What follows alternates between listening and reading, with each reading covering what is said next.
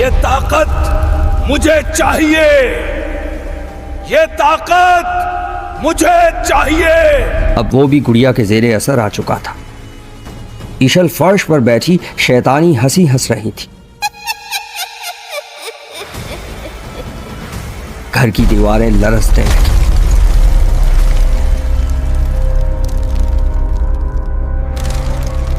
खिड़कियां जोर जोर से बजने लगी।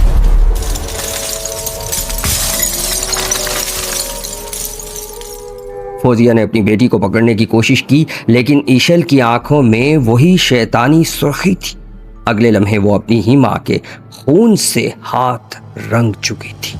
जमाल खौफ में चीखता हुआ बाहर भागा, मगर देर हो चुकी थी। घर अब कब्रिस्तान बन चुका था। अंदर से गुड़िया की हंसी गूंज रही थी और ईशल की शैतानी आवाज कह रही थी, मैं अगले शिकार की तलाश में जा रही हूं। रात के अंधेरों में वो मासूम बच्ची अब एक खूंखार साया बन चुकी थी।